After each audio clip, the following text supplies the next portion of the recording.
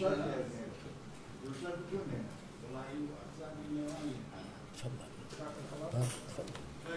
هو راح يحكي شوية. هو راح يحكي.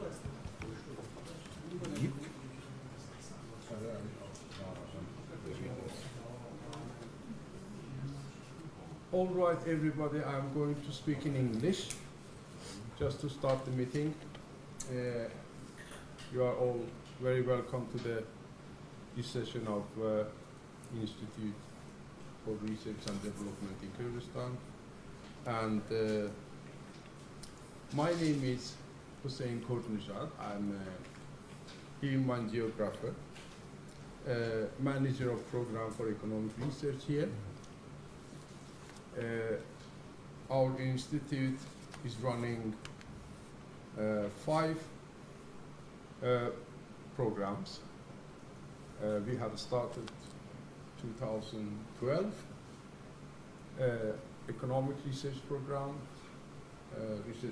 on education, on politics, on social issues, and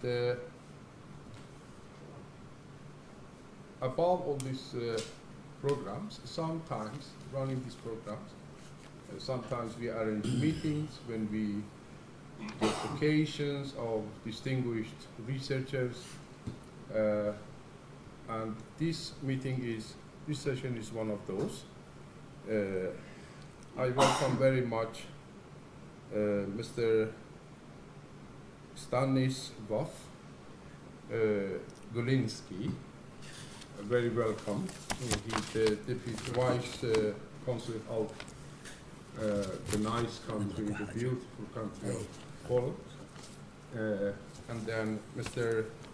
Dominik Huschaft, if I pronounce right. Most welcome. It is an honor to have you all here. And I will not talk so much more. I hope you close your telephones, and without further ado, I leave the floor for our distinguished friend, academic, Mr.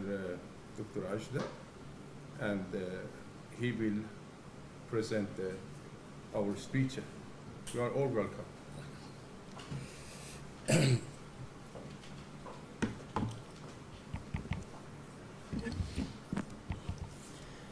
ئامادەوانی بەڕێز ئێوارەتان باش خۆم بە بەختەوەر دەزانم کە لەگەڵ هاوڕەیەکی خۆشەویستە خزمەت ئەنستیتوتە بەڕێزەکەتان بین لە چاڵاکێکی جۆرا و جۆر ئەم جارە بابەتێکی گرنگ و هەستیار و میوانەکەشمان میوانێکی عەزیزە پرۆفیسۆر دکتۆر عەدنان عەباس لە مامۆستا هەرە ناسراوەکانی خۆمانە لە وڵاتی پۆڵۆنیا خۆی لە دایکبووی شاری ڕەفاعیە لە ناسریە پارێزگاری ناسریە لە خێزانێکی کوردی فەیلی و لەوێ خوێندنی تەواو کردووە خوێندنی زانکۆیی لە زانکۆی بەغدا تەواو کردووە دوای ئەو لە بزاوی نیشتیمانی دیموکراسی عێراقی چەپڕەوی کاری کردووە و تووشی زیندانی سیاسی بووە لەبەر هەڵوێستە نیشتیمانی و نەتەوەیەکانی و پێشکەوت و خوازەکانی لە سەرەتای هەشتاکانەوە عێراقی بەجێش لە شاڵاوی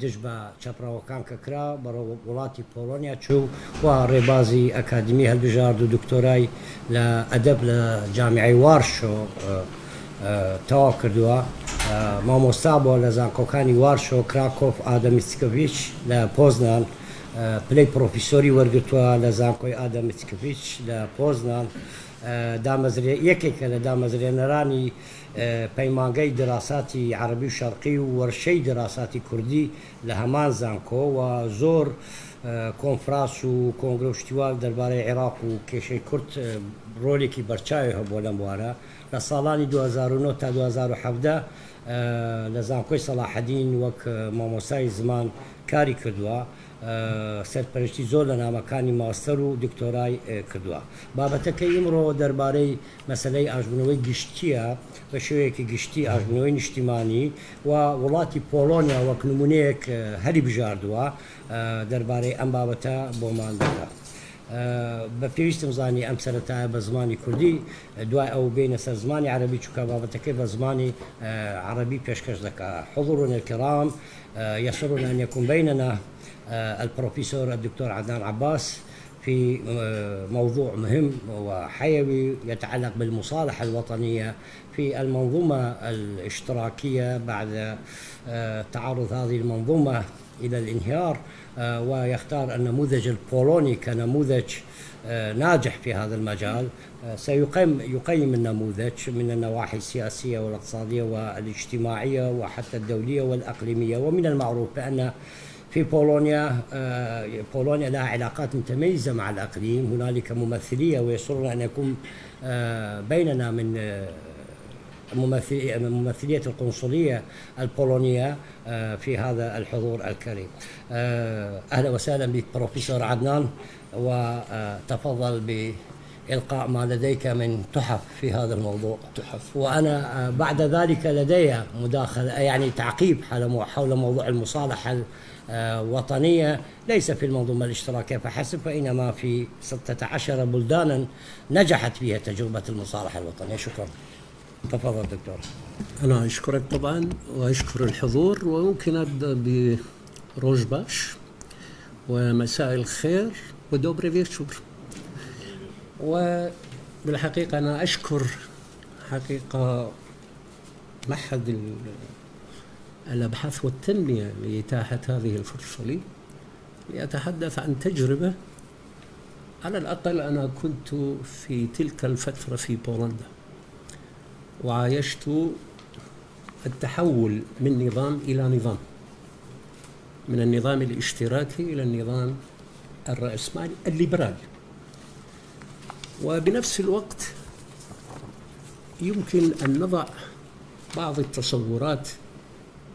صحيح أنا تخصصي الأدب العربي ودراسات تتعلق بالآداب، ولكن ربما يكون من المفيد بحكم التجربة وبحكم المعايشة أن أعرج على تجربة في رأيي الشخصي على الأقل ناجحة في الابتعاد عن خطاب الكراهية والانتقام والحفاظ على الدولة والمواطن، أو المواطن والدولة.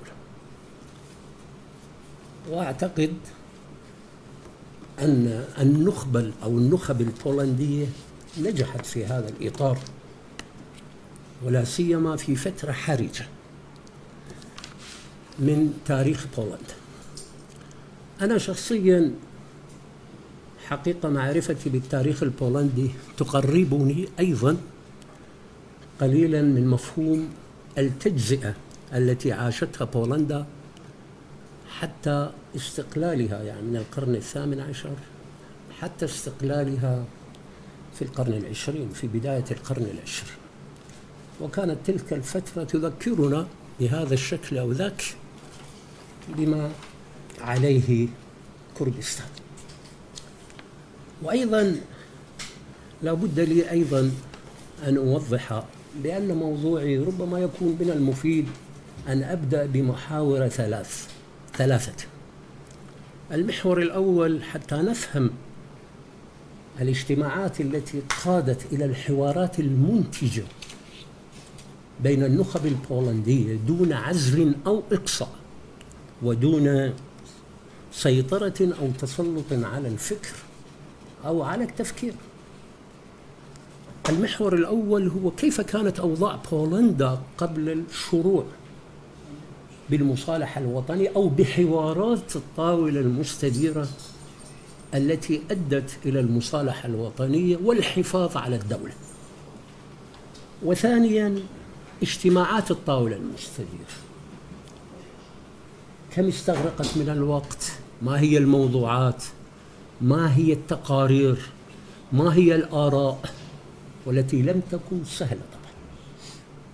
وثالثاً النتائج التي تمخضت عنها هذه الحوارات، لأنه لا يوجد حوار فقط أن يكون حواراً بيزنطياً أو دهرياً أو إعلامياً أو شكلياً، وإنما لا بد أن يكون الحوار منتجاً، وإلا ما قيمة الحوار.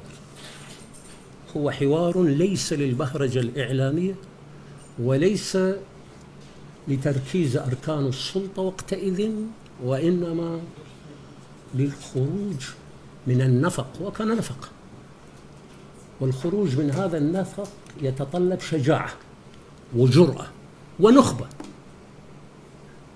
وهذه النخبة على اختلاف أطيافها وتصوراتها وأفكارها وأحزابها ومنظماتها موالاة أو معارضة اجتمعت وقررت. أوضاع بولندا قبل اجتماع الطاولة المستديرة، المعروف أن الشعب البولندي دفع ثمنا باهظا غير قليل تاريخيا، وكانت الحقب التاريخية حقيقة مليئة بالانتفاضات، وعلى الأقل أذكر هنا انتفاضة منطقة سيليسيا شلونسك غورني، يعني سيليسيا العليا، بمراحلها الثلاث في أعوام 1919 و 1921. ومشكلات ما بعد تأسيس جمهورية بولندا الثانية بالاستقلال بعد التجزئة عام 1918 إثر حوالي 123 عاما من التجزئة. ومأساة وارسو، ونحن نقول بالعراق وارسو، وهذه المأساة التي تمثلت في انتفاضة كبرى في عام 1944 ضد النازية وضد التدمير الهائل الذي تعرضت له جمهورية بولندا من قبل الألمان النازيين. وكانت هذه مشكلة كبيرة، لأنه في الحقيقة لم ينصر البولنديون أو المنتفضون الذين كانوا في الجانب الآخر من وارسو. يعني لو قلنا بالمعنى، لو قسمنا وارسو مثل بغداد مثلا بين الكرخ والرصافة، فرصافة شرودميشة وارسو الذي يفصل الكرخ، يعني مناطق أخرى من عبور النهر فيسوا الذي يأتي من كراكوف ويمر بمدن كثيرة فيقسم العاصمة إلى قسمين. فانتفضت المدينة، ولا سيما في الجزء الآخر، يعني كما قلت في تنصيص رصافة وارسو. فأعطى الشعب البولندي، وأكثرهم شباب ومثقفين أيضا، مثقفون أيضا، أعطوا حوالي 100,000 إنسان، ومنهم شاعر بولندا الشاب كشيشتوف كامل باتشينسكي. فضلا عن الأضرار الكبيرة الذي تعرضت له جمهورية بولندا في الهجوم النازي في 1/9/1939 على مدينة غدانسك في شمال بولندا، ومن ثم الاحتلال الألماني لبولندا. ولا بد لي أن أذكر قليلا في انتفاضة وارسو، لأن الجيش الأحمر للأسف السوفيتي كان في الجزء الآخر، يعني في كرخ كما نقول في العراق العابر للنهر، ولم يتدخل لنصرة الانتفاضة لحسابات سياسية لستالين. ولكن صحيح أن الجيش السوفيتي بعد ذلك تقدم باتجاه بوزدان فبرلين، ولكن هذه المعضلة بقيت قائمة في ضمائر الشعب البولندي، ولا سيما في أن هنالك مجازر ارتكبت في منطقة كاتين، أعتقد أوكرانيا اليوم إذا لم أخطئ، ف20,000 ضابط وجندي من قبل بعض الأجهزة الروسية، كما اتضح ذلك لاحقا. على أي حال، هذه الأمور هي مدخل إلى الخمسينات والستينات. وفي مدينة بوزنان أيضا حدثت مأساة كبيرة أيام حكم غومولكا، وكان هو الزعيم الاشتراكي الشيوعي الذي يرأس بولندا، وقد أدى الأمر إلى كثير من الضحايا. وحتى المسافر إلى بوزنان سيرى نصبا تذكاريا مهما قرب جامعة آدم ميسكيفيتش، هو نصب الشاعر آدم ميسكيفيتش الذي سميت باسمه الجامعة وتوفي في اسطنبول في سنة 1855. وأيضا يوجد نصب شهداء انتفاضة بوزنان العمالية الطلابية. ننتقل إلى الستينات.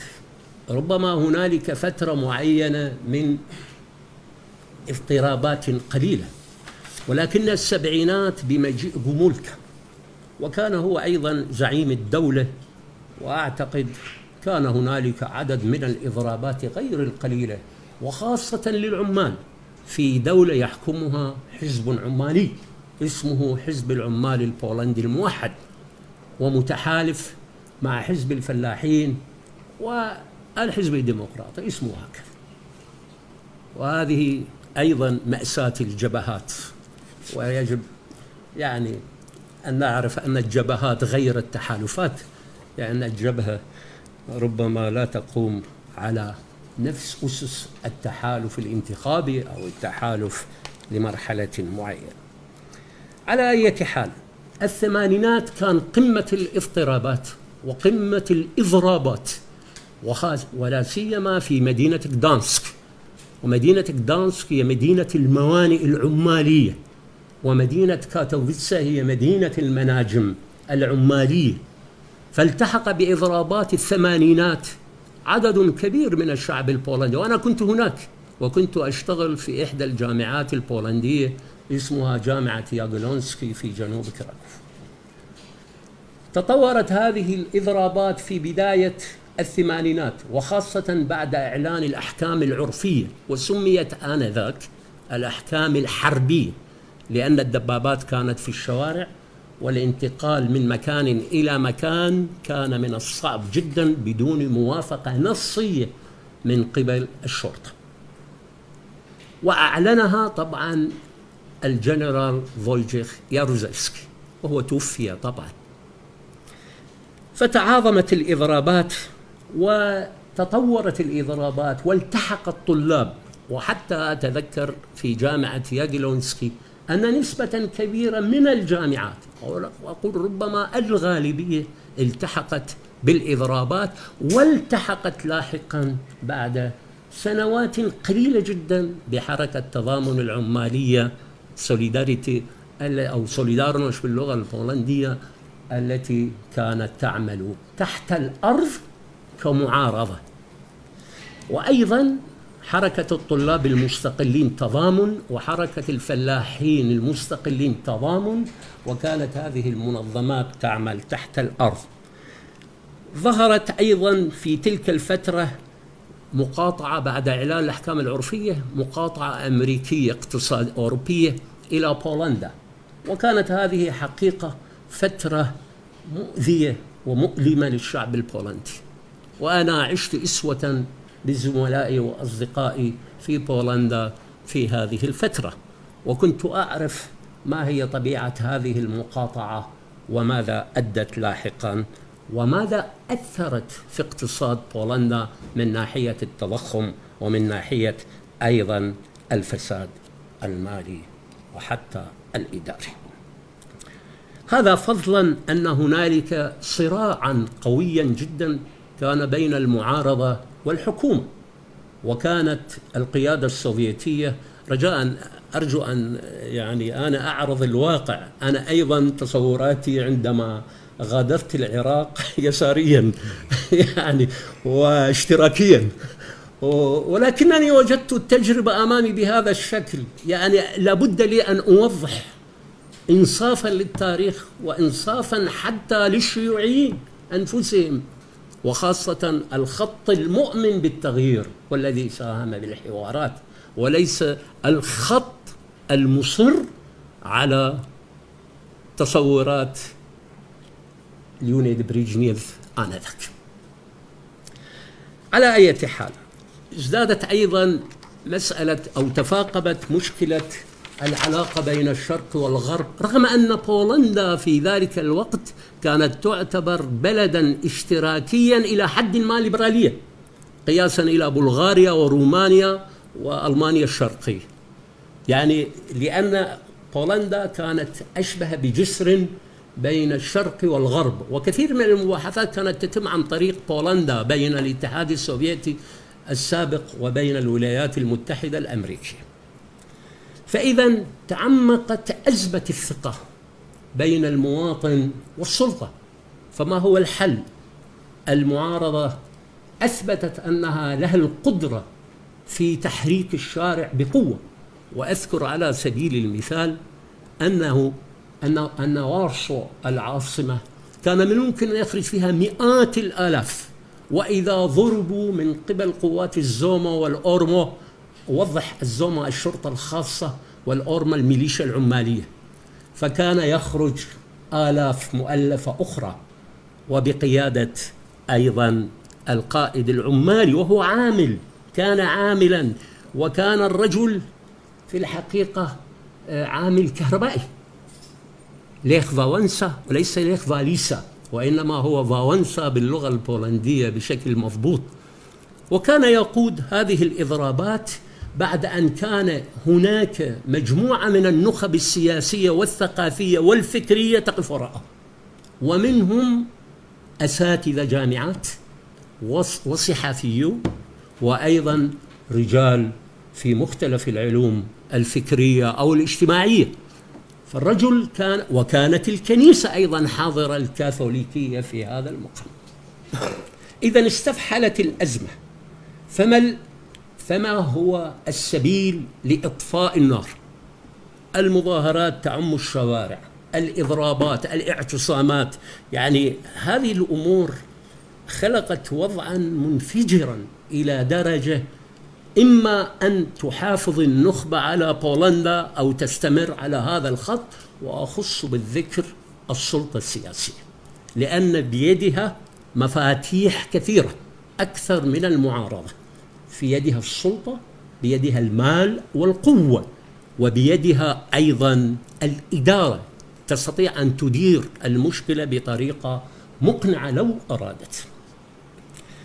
وكان للكنيسة الكاثوليكية دور في هذه أيضا الحركة، في حركة الاعتصامات والاحتجاجات وللمعارضة، لأن المعارضة كانت تجتمع في الكاتدرائيات والكنائس.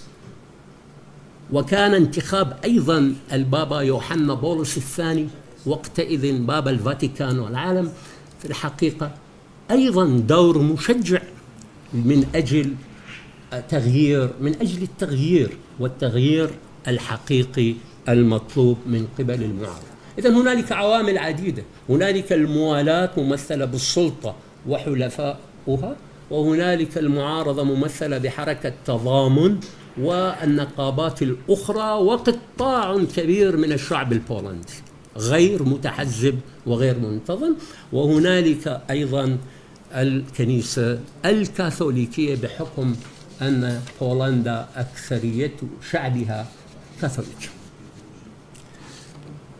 إذن أمام فويتشيخ ياروزيلسكي الآن وهو زعيم الحزب الشيوعي حلين، أو أمامه حلان. الحل الأول إما المضي بالسياسة السابقة أو البحث عن حل. والرجل لا بد أن نذكر له بأنه كان من الذين اعتقلهم ستالين تاريخيا. فقررت الحكومة وقتئذ البحث، فتح قنوات معينة مع المعارضة.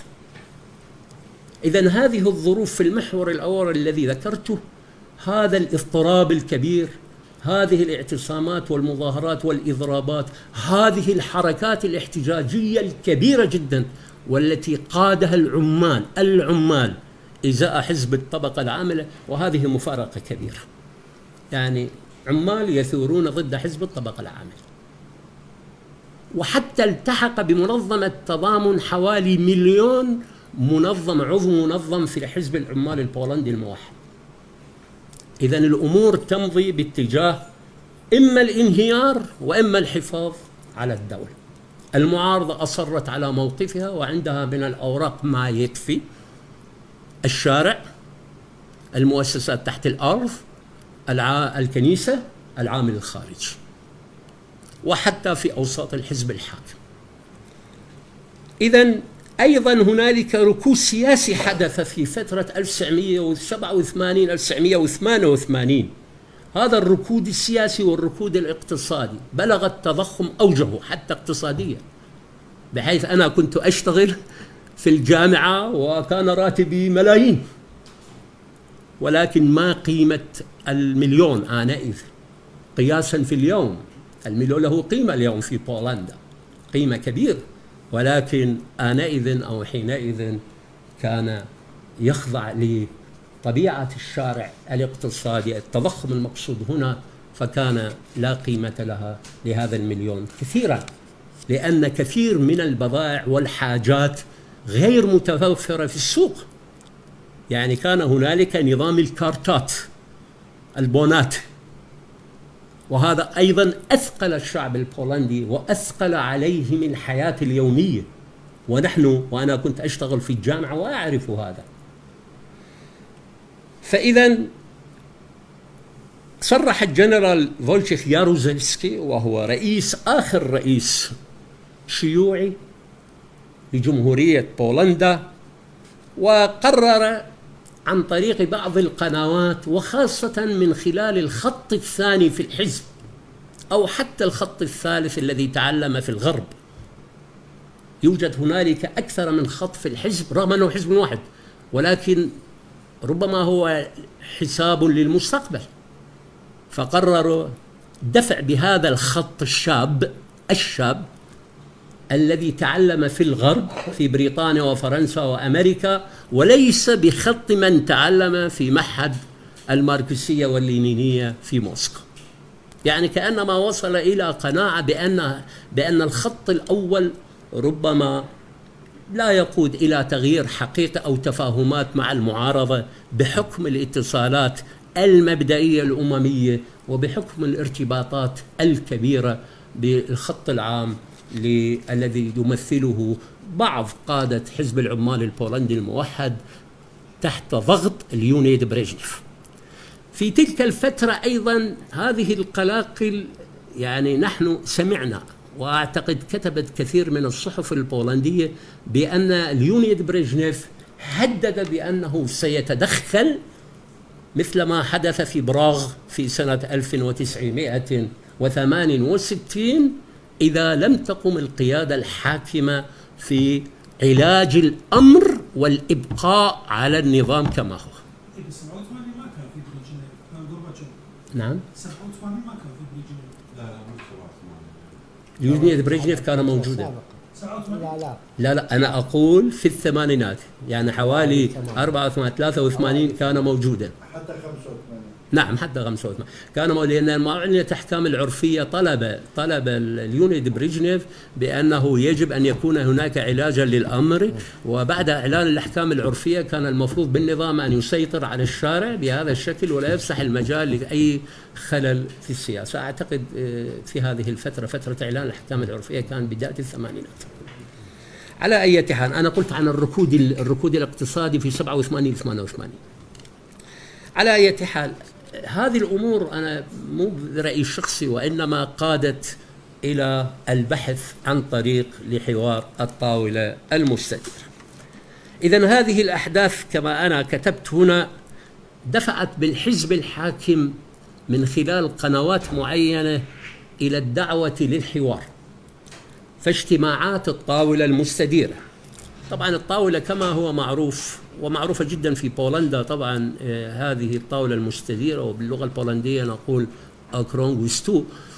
والطاولة كما تعرفون حضراتكم أنه لماذا سميت الطاولة المستديرة، لأن عدد من المعاجم أو حتى تاريخيا أنه يتضح عدم أرجحية طرف محاور على طرف محاور آخر، فلذلك أصبحت الطاولة المستديرة طاولة متكافئة بين المتحاورين، خصوصا عند الخوض في موضوعات تعالج قضايا مصيرية كبرى وفي بلد يعاني مواطنوه صراعات واختلافات غير قليلة. ولكن عادة ما تفضي حوارات الطاولة المستديرة، عادة ما تفضي هذه الحوارات في الغالب إلى ظهور، خاصة بين ذوي الاتجاهات المتصارعة والأفكار المتصارعة إلى آخره، إلى نتائج مرضية لهذه الأطراف، لأن هناك تنازلات معينة تحدث من جميع الأطراف التي تجلس حول الطاولة المستديرة، وسآتي على هذا في اجتماعات الطاولة المستديرة الموجودة في بولندا. طبعا نحن نعرف بالنسبة إلى المصالحة، سآتي على المصالحة الوطنية من خلال الطاولة المستديرة.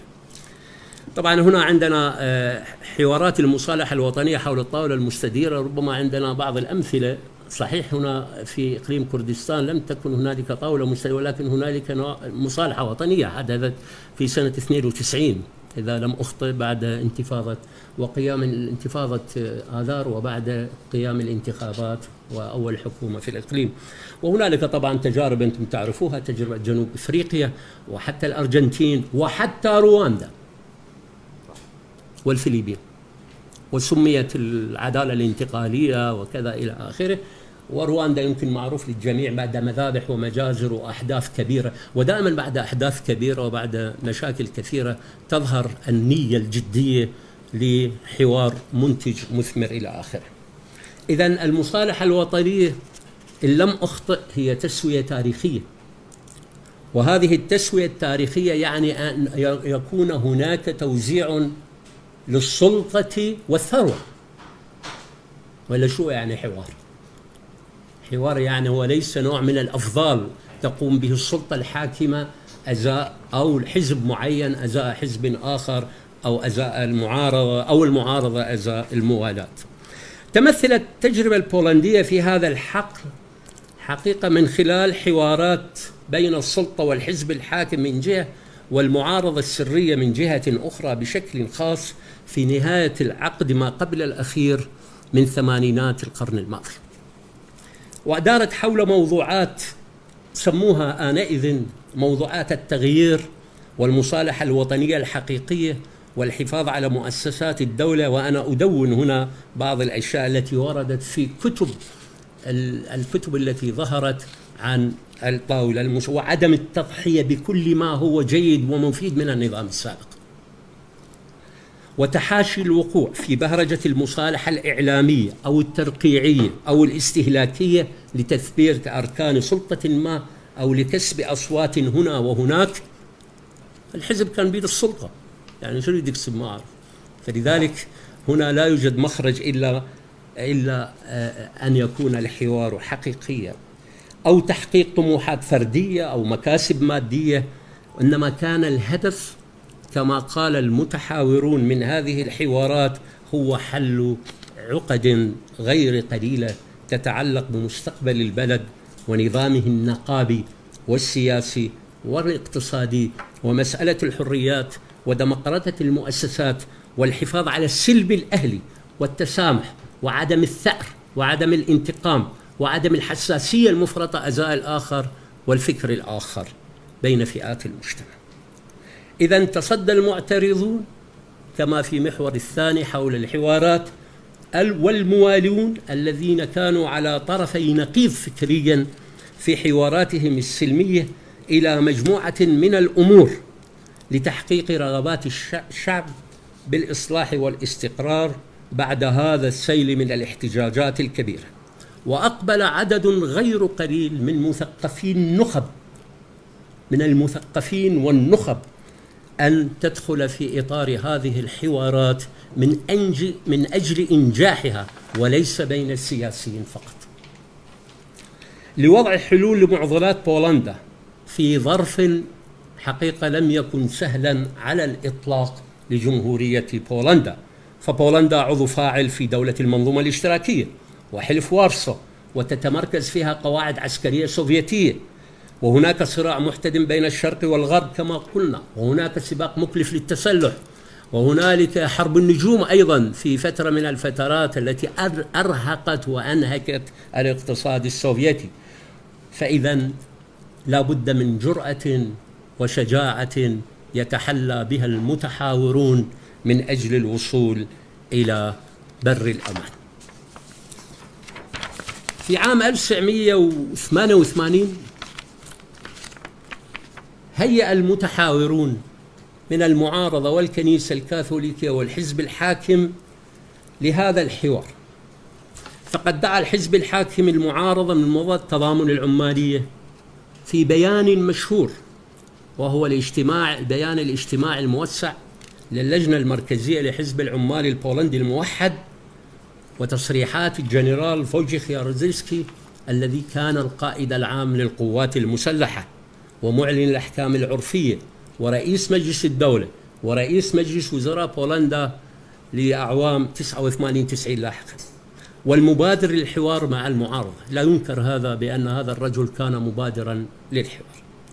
إذن بدأت حوارات ممثلي الحزب الحاكم والسلطة في منتصف آب 88، وكانت الحوارات سرية أولا، وجرت بين وزير الداخلية ورئيس مجلس وزراء بولندا لاحقا، في تلك الفترة، وأيضا بين الأسقف يجي دومبروفسكي ممثلا كجهة رقابية عن الكنيسة الكاثولية.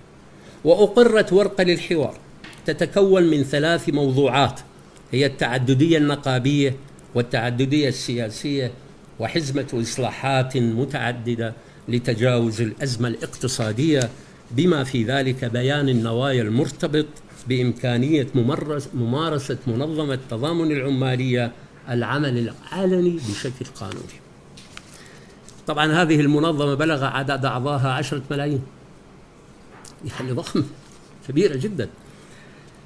وكانت اللقاءات هذه التي سبقت الجلوس إلى الطاولة، هذه حوارات سرية كانت، عقدت في ماغدالينكا، أعتقد في هذه سميت حوارات ماغدالينكا في أيلول 88، وأثير حولها لغط واتهامات للمشاركين فيها بالخيانة، سواء من الحزب الحاكم أو من المعارضة وحتى من تضامن انشقت لاحقا طبعا، يعني جزء من تضامن انشق لأنه عنده موقف كان من حوارات المصالحة الوطنية وبعض الشخصيات. أما فرق عملها فكانت محدودة العدد في الحقيقة، وواجهت عقبة هي النشاط العلني لمنظمة التضامن العمالية وتضامن الطلابية وتضامن الفلاحية، وصعوبة وضع حلول سريعة وآنية لهذه المشكلات. بدأ المعنيون بوضع قواعد معينة في اجتماعاتهم السرية للطاولة المستديرة، إلا أن إغلاق مصنع لينين في كراكوف لصناعة ليس للحديد والصلب، وإنما مصنع لينين لصناعة السفن في غدانسك. بعد إضرابات 88 عطل البدء بالحوارات، توقفت الحوارات، كما ظهر في الآن الحوارات العلنية أقصد، كما ظهر في الآن ذاته تحد من نوع آخر، هو المناظرة التلفزيونية بين ليخ والنسا وأحد أقطاب الحكومة، ولو أنه كان يمثل منظمة التوافق البولندية، واسمه وأعتقد اسم معروف، أصدقائنا طبعا يعرفون، ألفريد ميودوفيتش رئيس، مو صحيح؟ ألفريد ميودوفيتش اسمه الصحيح. ولكن استطلاعات الرأي كان ميودوفيتش يعتقد بأن ليخ والنسا كعامل سوف يكون غير قادر للدفاع عن مواقفه ومواقف منظمة التضامن، وربما يتحول إلى شخص يثير السخرية في أوساط الشعب البولندي. ولكن أن استطلاعات الرأي بعد ساعات من المناظرة أظهرت تفوقا كبيرا لليخ والنسا على ألفريد ميودوفيتش. يعني إذن صورة الشارع البولندي كانت صورة واضحة جدا من الموقف من السلطة أو المعارضة. عادت أجواء الانفراج من جديد والدخول بحوارات بشكل جدي. استهل المشاركون أعمالهم في حوارات الطاولة الآن المستديرة في 6 شباط 89. لاحظ رجاء الحوارات كم استغرقت من الوقت، خاصة العناية. 6 شباط 89 واستمرت حتى 5 نيسان 89. يعني كم شهر؟ شهرين وكذا إلى آخره، في مقر رئاسة مجلس الوزراء، يعني قصر رئاسة الجمهورية اللي شفتوه أنتم في وارسا. وشارك فيها من جانب السلطة وحزبها الحاكم عدد من الشخصيات، ربما أشير لبعض الشخصيات: وزير الداخلية وفويتشيخ ياروسلفسكي وستانيسلاف شوسك والكسندر كفاشنفسكي، اللي أصبح رئيسا للجمهورية لاحقا لدورتين.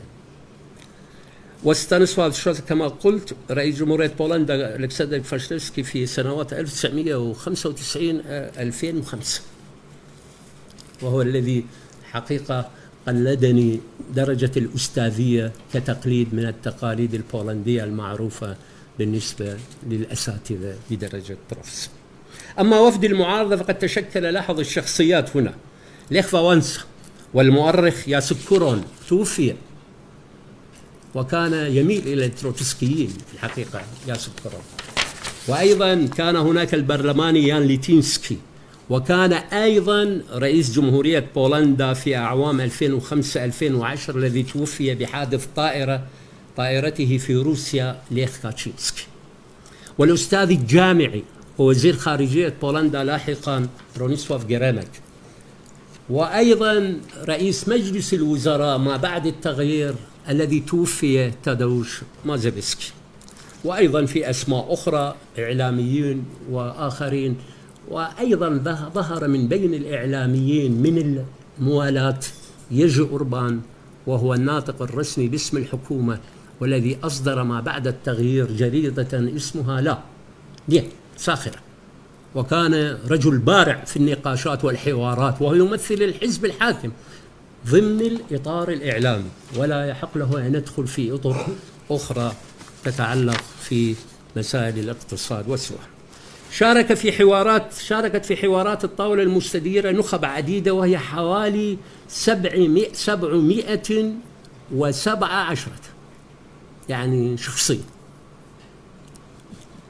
من سياسية إلى حكومية ونقابية وثقافية وأكاديمية وإعلامية واستشارية ومؤرخين ومراقبين، فضلا عن مراقبين من خارج يعني إطار الحزب الحاكم والمعارضة. ممكن هؤلاء المراقبون كانوا يدخلون يعني كانوا إعلاميين أو يشتغلون في وسائل أخرى، يعني وسائل مرئية أو مسموعة، فترك لهم الخيار بالحضور كمراقبين لا أكثر مع بعض الشخصيات الأخرى.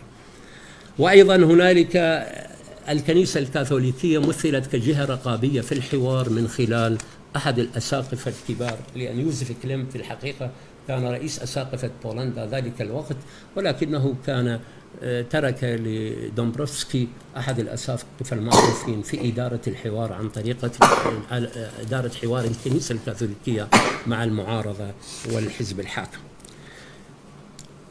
تكونت لجنة الإصلاحات في الطاولة المستديرة السياسية من 4 فرق و3 مجموعات: القانون الانتخابي، الإدارة المحلية، المنظمات، في الوقت الذي تكونت اللجنة الاقتصادية والاجتماعية من 5 فرق تفرعت عنها 5 مجموعات، هي تعويضات غلاء المعيشة، النظام الاقتصادي الجديد، الإدارة المحلية وأشكال الملكية، السياسة الاقتصادية بشكل عام، حل مشكلة ديون بولندا، كان هناك ديون كثيرة على بولندا، وقانون جديد للنقابات الفلاحية وأملاك النقابات المهنية بما فيها النقابات المعارضة تحت الأرض، وهذه كانت إحدى العقد، وتقديم مشروع قانون يمكن بعض العاملين في الانفتاح وأيضا الدخول باستثمارات والتقليل من التضخم وفتح المجال للقطاع الخاص. وبدأت في هذه الحالة عملية تحسين الاقتصاد من خلال التقليل من ظاهرة التضخم الذي وصل حتى 4000%، بحيث قل إلى درجات دنيا. بالنسبة إلى هناك لجنة أيضا معينة أو تم إقرارها من قبل المتحاورين، هذه اللجنة في الحقيقة سميت باللجنة التوفيقية، تتكون من المعارضة والموالاة. هذه اللجنة التوفيقية في الحقيقة لعبت دورا أساسيا ورئيسا في حل العقد المستعصية أثناء الحوارات بتنازلات مشتركة من أجل إنجاح الحوارات والوصول إلى تفاهمات ونتائج مثمرة. ولعل ألكسندر كفاشنفسكي الذي كان رئيسا لجمهورية بولندا أحد أعضاء هذه اللجنة المهمين من قبل الحزب الحاكم، الذي أسهم بشكل كبير مع زملائه من المعارضة بإعطاء تنازلات معينة من أجل حل العقد التي تحدث خلال الحوارات. انتهت حوارات الطاولة المستديرة، وظهر تشيسوف كيشك وهو وزير الداخلية الذي كان قد قاد الفريق الحكومي، وليخ فاونسا الذي قاد فريق المعارضة، وسلم على بعضهما البعض في التلفزيون، وأكد بأنهما قد توصلا إلى اتفاق عام من أجل الخروج من المأزق. إذن ما هي النتائج؟ الآن النتائج، وهو المحور الأخير من هذه الورقة. حقيقة تقارير الطاولة المستديرة كانت 10 تقارير قدمت وفي فترة قصيرة، واشتملت على قضايا. بالضبط أنا أدرجت هذا، وسأقول بأنني استفدت من أي كتاب ومن أي كتب في هذا المقصد. القانون، القضاء، وسائل الإعلام، الإدارة المحلية، المنظمات، التربية والتعليم العالي والتقدم العلمي، شؤون الشباب، السياسة السكنية، الزراعة، الريف، الصحة، شؤون البيئة. هاي 10. وقد أثمرت هذه الحوارات عن ظهور نتائج مقررات، وبعضها ترجم إلى الواقع العملي. من المقررات في الحقيقة تم إقرار التعددية على مراحل. لأن أيام الحكم السابق كان في الحقيقة هنالك حزب في جبهة مع حزبين يمثلون ثلاثتهم، يعني يمثلون اتجاه الحكومة الاشتراكية، ولكن الحزب الحاكم هو الحزب الرئيسي الذي كان أكبر من الحزبين السابقين. أما الحزبان السابقان ففي الحقيقة كان يعني تابعين لا أكثر يعني لهذا الحزب الحاكم الكبير الحقيقة. تم إقرار التعددية السياسية والتأسيس، مو رأسا صار تعددية، التأسيس لنظام ديمقراطي دستوري، واحترام حرية الكلمة لمختلف القوى السياسية، وإيجاد آليات ديمقراطية للتأسيس لنظام بعد أن تم تغيير اسم بولندا من جمهورية بولندا الشعبية سابقا إلى جمهورية بولندا. وهذه أيضا نقطة مهمة، لأن الشعبية يعني ديمقراطية شعبية، يعني أدبيات النظام السابق بهذا الشكل. وهكذا تسمى المجر كانت، ورومانيا وألمانيا الديمقراطيات الشعبية، بخلاف الديمقراطيات الليبرالية الغربية. وأيضا هيئوا أيضا وضعوا بعض النقاط للتأسيس لمؤسسات تمثيلية. تم تغيير القوانين التشريعية للتأكيد على هذه التعددية. هذه بعض النتائج، غيرت بعض القوانين التشريعية من أجل هذا التأسيس، والتأسيس بشكل خاص لقوى المعارضة، وخاصة لمنظمة التضامن. ووضعت أيضا قواعد انتخاب مجلس النواب البرلمان ومجلس الشيوخ، بإعطاء دور أكبر للبرلمان باعتباره المؤسسة الأعلى في الدولة، وبإجراء انتخابات عامة حرة لمجلس الشيوخ إن لم أخطئ من 100 مرشح، وإجراء انتخابات جزئية. شوف على مراحل كانت هذه المصالحة والاتفاقات، انتخابات جزئية لمجلس النواب على أن تنطلق حرة ومفتوحة في المرحلة اللاحقة.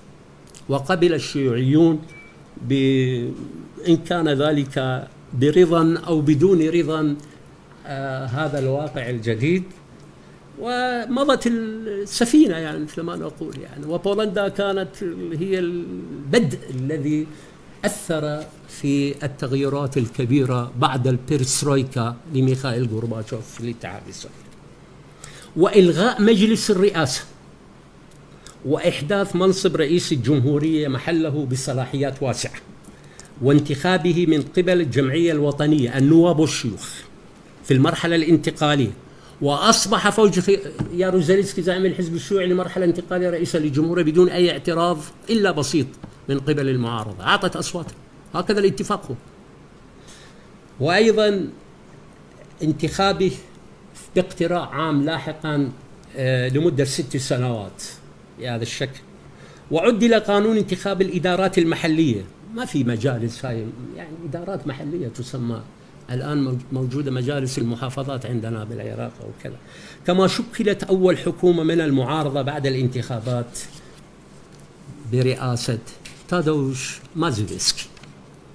أما في مجال القضاء فتم الاتفاق على استقلالية القضاء، ونحن نعاني من هذه الاستقلالية في العراق، وزيادة صلاحيات المحكمة الدستورية العليا. وأنا ما أدري، يعني مجرد وجهة نظر، لا أدري أن مسألة الكتلة الأكبر هذا شيء جديد بالديمقراطيات، يعني لا أعرف. يعني أنا رجل لست متخصصا في العلوم السياسية، ولكنني كمواطن له وجهة نظر بسيطة. في العراق عندنا هنالك أن من يفوز في الانتخابات لا يحكم أو لا يعطى الفرصة للحكم، وإنما الكتلة السياسية الأكبر. يعني المحكمة الدستورية أقرت بذلك مع احترامي، ولكن هل هذا صائب؟ أترك هذا الأمر للسياسيين أو للمحللين أو للقضاة أنفسهم.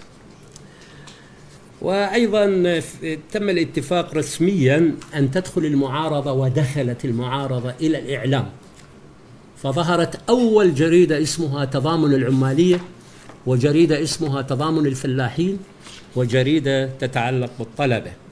وفي الحقيقة ظهرت أيضا لاحقا الصحف المعارضة إلى العلن، ولا سيما غازيتا فيبورشا، الجريدة الانتخابية التي كان يقودها وما يزال المؤرخ في الحقيقة آدم ميخنيك.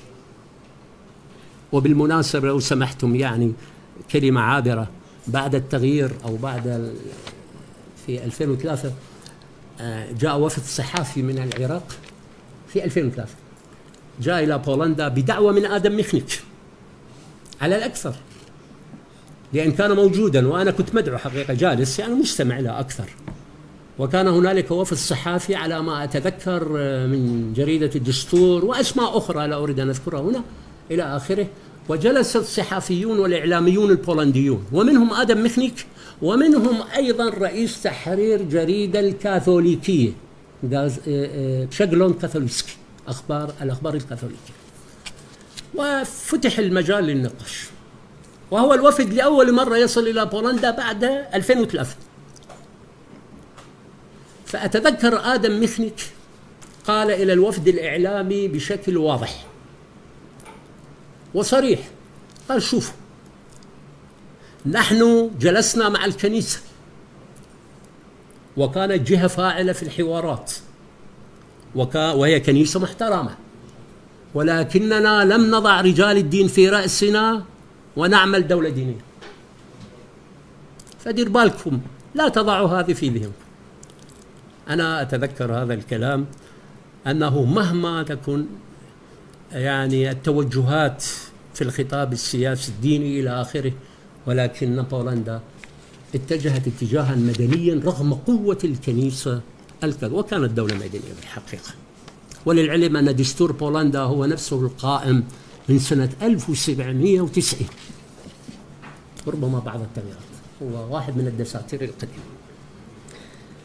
مقررات المتحاورين أيضا تحدثت عن يعني أفرزت بعض المقررات التي يجب أن تؤخذ بنظر الاعتبار فيما يتعلق بالإصلاحات المتعلقة بالنظام الاقتصادي الموجه والمركزي القائم في الدولة الاشتراكية. ضرورة تزويد السوق بالسلع بشكل مباشر، يعني على الحكومة أن تزود السوق بالسلع، لأنه هناك مشكلة كبيرة عليها أن تفعل. وكان هنالك أيضا اتجاه للتقليل من التضخم، ولا يحضرني اسم وزير المالية في الحكومة الجديدة من المعارضة، لا يحضرني اسمه، هو الذي وهو رجل اقتصادي كبير في الحقيقة، قلل التضخم من 4000 إلى حتى 10% يعني. ولا أنكر هنا أيضا دور رئيس مجلس وزراء الدولة الاشتراكية ميتشيسلاف راكوفسكي في بعض إصلاحاته الليبرالية. بعض إصلاحاته الليبرالية. وهذا الرجل رئيس مجلس وزراء النظام الاشتراكي ميزيسلاف راكوفسكي، أنا التقيت به شخصيا مع صديق لي من أجل ترجمة كتابه كيف حدث كل هذا في بولندا والمعسكر الاشتراكي. وأنا ترجمت جزء من هذا الكتاب، قسم قليل من هذا الكتاب، ونشرته في مجلة النهج. وقال بالنص لنا أنا وصديقي، لأنه كان أصبح بعد التغيير رئيس تحرير مجلة اليوم جيش، فقال لنا بالضبط هنالك رؤوس معينة في المكتب السياسي أخرت التغيير وأثرت وقادت إلى الانهيار من إصرارها. هذا رأيه. على أي حال أنا أنهي كلامي لأن هنالك نتائج كما قلت بهذا المعنى، فلربما أضيف جمل قليلة هنا. هذا رأي أضعه رأي المتواضع. أنا أقول يمكن القول إن ما جرى حول الطاولة المستديرة البولندية في هذا الوقت السريع يعتبر من أهم الأحداث في التاريخ المعاصر في بولندا، الدولة البولندية، لأن ما تمخضت عنه حواراتها من تحول مهم في الإصلاحات والتجديد والتغيير والتسامح والتصالح للحفاظ على الإنسان البولندي، بقيت جزءا من الذاكرة الوطنية الذي أرشفته أو التي أرشفها معهد الذاكرة الوطنية لعموم جمهورية بولندا لاحقا. وأيضا بدأ الكلام من التدرج. نعم أنا سأنهي في الحقيقة. وأيضا قادت هذه الحوارات إلى مثل ما يقول رئيس جمهورية بولندا، وأنا الآن أقول كلام رئيس جمهورية بولندا السابق الليبرالي الذي لم يفز في الانتخابات في الحقيقة، والمعارض السابق برونيسلاف كوموروفسكي. برونيسلاف كوموروفسكي كان رئيسا لجمهورية بولندا 2010-2015 وكان أحد المحاورين، وهو ابن المستشرق الكبير والأستاذ زيغموند كوموروفسكي الذي كتب قصائد عن نجمة الجنوب عن بعض الدول الإفريقية وترجم إلى اللغة العربية. هذا الكلام للسيد ميزيسلاف راكوفسكي ماذا قال؟ وهذا الكلام موجود في الكتاب الذي استفدت منه، الطاولة المستديرة. هذا الكتاب باللغة البولندية واللغة العربية ترجم إلى اللغة العربية. في الحقيقة الكتاب ربما أصدقائنا يعرفونه باللغة البولندية هو أوكرونغ غوستو للسيد كشيشتوف دوبينسكي، وقد ترجم هذا الكتاب إلى العربية من قبل جورج يعقوب صديقي بعنوان المائدة المستديرة البولندية من الدكتاتورية إلى الديمقراطية. وقد كانت هذه الترجمة بلا شك مرجعا لي في معلوماتي عن الطاولة، زائدا بعض الكتب البولندية. وأيضا هنالك أيضا بعض المجلات في بولندا أرخت. أنا سأقول رأي رئيس الجمهورية وأنهي، وآسف أنا أخذت بعض له وحتى حارة يعني شوف العربي. الحقيقة رئيس الجمهورية ماذا يقول؟ هو قدم لهذا الكتاب أوكرونغ غوستو، يقارن كوموروفسكي رئيس الجمهورية السابق في كلمته تجربة بولندا بتجربة جنوب أفريقيا في التسامح والمصالحة، ويقارن أحداثها، هذا رأيه، بأحداث الربيع العربي، ويؤكد بأن النتائج العملية التي تولدت عن الطاولة المستديرة قادت إلى مصالحة وطنية حقيقية وكبحت في الوقت نفسه الرغبة بالانتقام، وأنهت خطاب الكراهية أو الاستحواذ على السلطة وعلى كل شيء، ولم تقصي أحدا، ولم يحاكم أحد بالإعدام، وحتى مؤبد ما موجود. وحتى السيد فوجيخ ياروزيسكي زعيم الحزب الشيوعي خرج يعني من المحاكمة، لم يعتقل. وحتى وزير الداخلية، أنا لا أقصد هنا أنه يعني هنالك من ساهم بقتل أو كذا، طبعا يحاكم، لكن هؤلاء الذين ساهموا بالحوارات عملوا عفو، أو في الحقيقة ليس عفو، إنما لم يضعوا عليهم بعض الأدلة أو البراهين التي تقول. إذا لم تقصي أحدا، وإنما سمحت للجميع للإسهام في الحياة السياسية، لأنها أصبحت مصالحة تم بعدها في أعقابها ظهرت مسألة المكاشفة illustration. في الحقيقة هذه ظهرت في بولندا، وكل واحد يمسك منصب مسؤول وحتى أستاذ جامعي بدرجة بروفيسور يجب أن يخضع للمكاشفة. المكاشفة بسيطة، يعني هو يسأله سؤال: هل كانت لك علاقات مع الاستخبارات أو المخابرات؟ ليس مع النظام إلى آخره. فطبعا الذي له يقول والذي ليس له لا يعني يقول لا، يعني وتنتهي القضية. إنما ظهرت بعض القوائم للأسف في هذه المكاشفة، بعض المفاجآت إلى آخره، ولكن لم يتم الانتقام من هؤلاء بأي شكل من الأشكال. وأريد آخر جملة فيما يتعلق بالعراق: هل يمكننا أن نستفيد من هذه التجربة؟ أنا بالحقيقة بودي، أنا يعني شخصيا يعرفون أصدقائي لا أميل إلى الانتقام وإلى الثأرية، لأن هذا يعد من الجهل. أنا بالنسبة لي يعني أعتبره نوع من الجهل وعدم احترام الآخر. ولكن هنالك محاسبة، هنالك قانون، هنالك قضاء، هنالك كذا.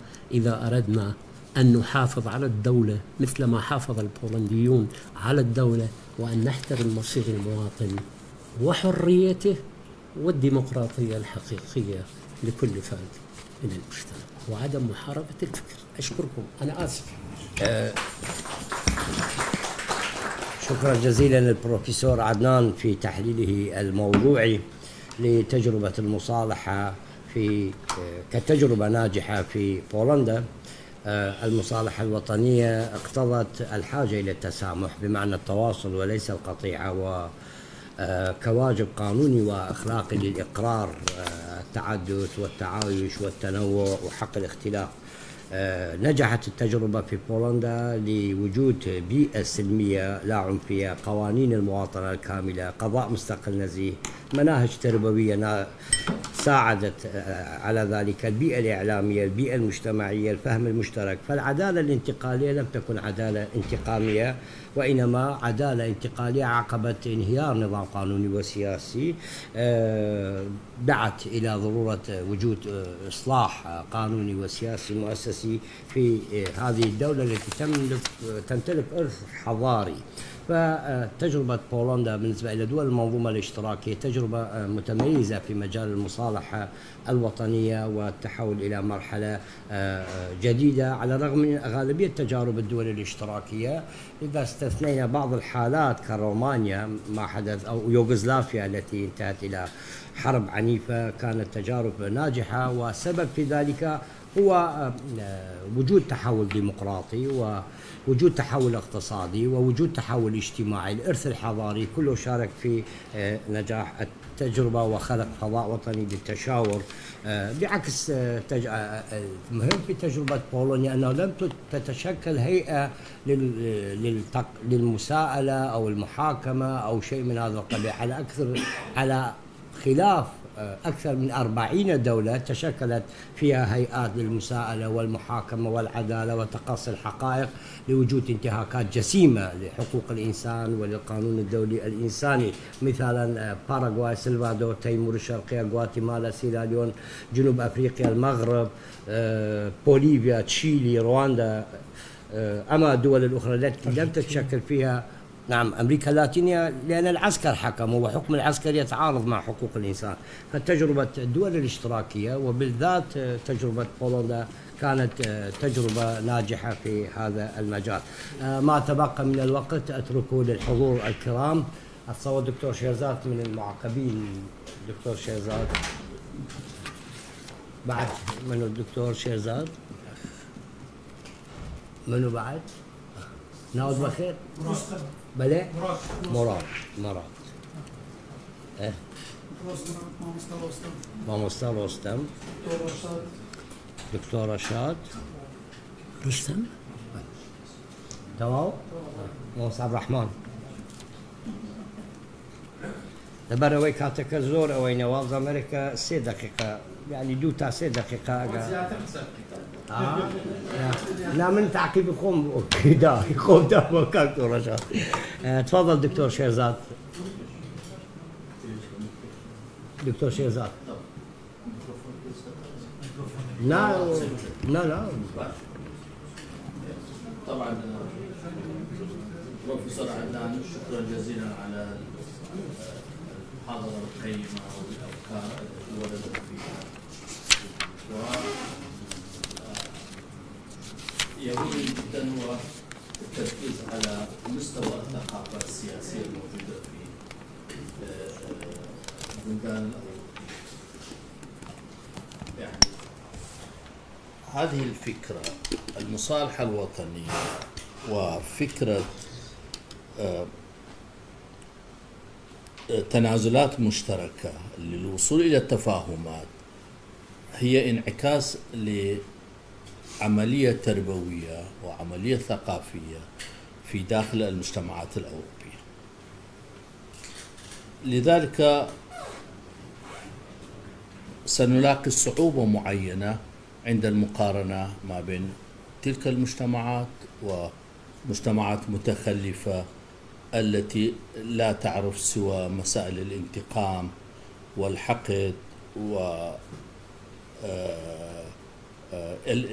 يعني القتل وإلى آخره. في هذا الخصوص يعني تكلمت عن دستور بولونيا، هي من أوائل الدساتير حتى قبل دستور الثورة الفرنسية 1790.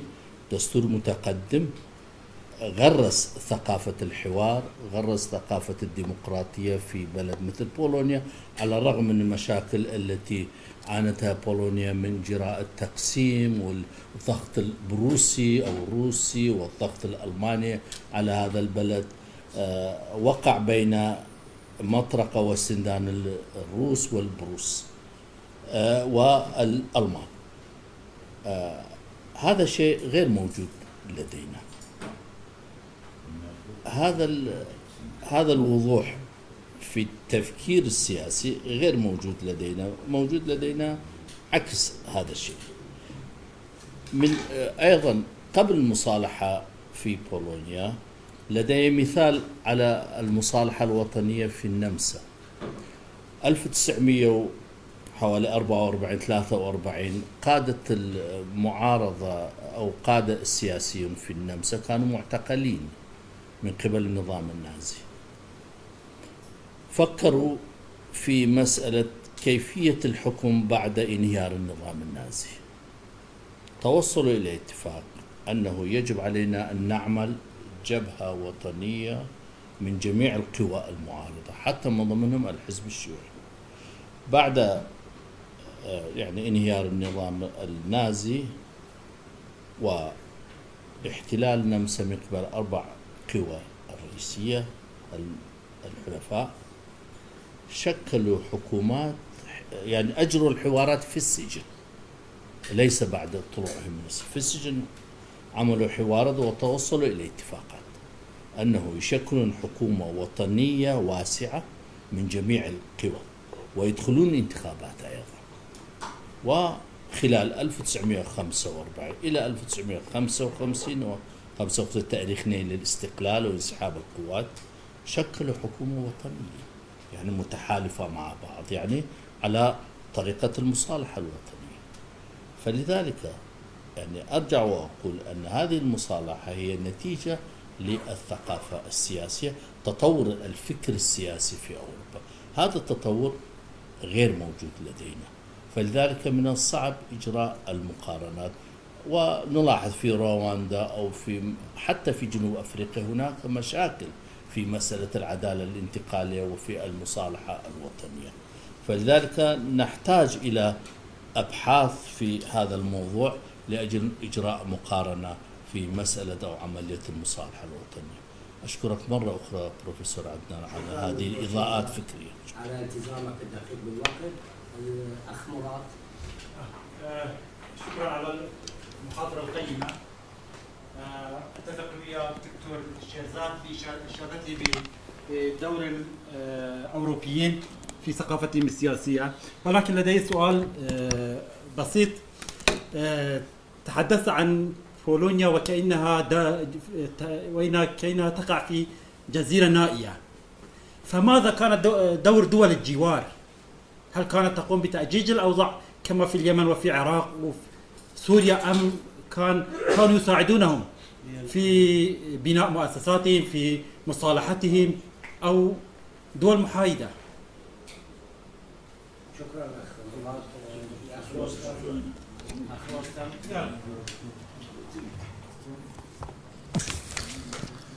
مساء الخير. حقيقة أنا بدي أشير لنوع من التفكيك أو التحليل الراديكالي اللي عم بينتاب دراستنا للأنظمة السياسية الأوروبية. في نوع من الراديكالية تحيل المشكلة إلى المجتمعات وإلى قصة الثقافة اللي هي مدخل للراديكالية المعاكسة للراديكالية الإسلامية. كأنه القصة بالناس، كأنه القصة مش بالأنظمة السياسية، وهذا الواقع بكذبه أو بيضحده. يعني خلال عرضك للدولة البولونية بزمن ما سمي بالشمولية اليسارية، أنت عم تحكي على مظاهرات، بتحكي على نقابات، بتحكي على معارضة، وبتحكي واحد بيطلع على التلفزيون بيحكي للناس وهو معارض. هذا كان حقه رصاصة واحدة من عصائب أهل الحق بالعراق بزمن الدكتاتورية، حقه بفرع فلسطين بسوريا دولاب كهرباء بموتوه. كان في آلاف الناس بسوريا مثل المعارضين البولونيين أعدموا صباحا. يعني في 100,000 معارض سوري كانوا مثل الشعب البولوني عندهم رغبة بالحوار وبالديمقراطية. أنا كنت جزء من ربيع دمشق من 2000 لل 2011 لل 2013. كل السوريين النخب السياسية المعارضين بيطالبوا بحوار وتغيير هادئ وسلمي وغير طائفي ومدني. القصة مش بالناس، القصة بطبيعة النظام السياسي. يعني كل التحولات اللي صارت بشرق أوروبا، في كتاب طلع باللغة العربية ب 2010 حول التحولات، كلها صارت ضمن بنى الدولة وليس خارج بنى الدولة. يعني اللي قاموا فيها بنى صح غير سلطوية لكنها بنى دولة.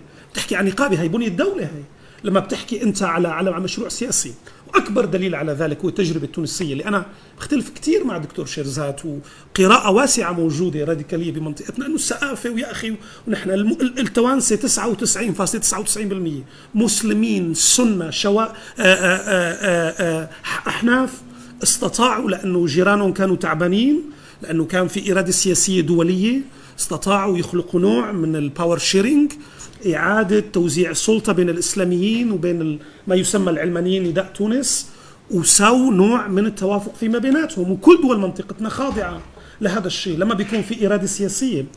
بالنموذج العراقي كأكبر مثال القصة بالخلاف الفلسفي بين القادة الشيعة أو قادة حزب الدعوة وبين الأكراد، أم أنه الخلاف هو أنه ما في إرادة إقليمية وإرادة دولية أنه تجبر الحكام المركزيين للعراق أنه يخضعوا لتوزيع السلطة العادل بين القوى الكردية والقوى الشيعية.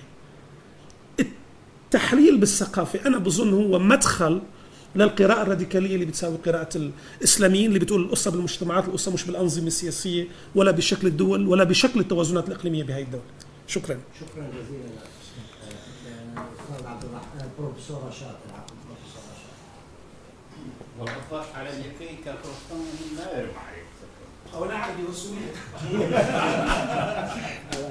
أما اكتشاف الكلمة الأخيرة تعالي كم زور سكتها. أو هم يوم دزاني عربي مباشر بس لك سكرنا دي تم هونية أحاول ها. طبعا شكرا وتهانينا على المحاضرة القيمة دكتور حنان، التي كانت بامتياز محاضرة عن بولونيا وتاريخ بولونيا والدولة البولونية، والتي كنت أتوقع أن تعرج على العلاقة الكردية البولونية ولو بإيجاز أو إشارة إليها.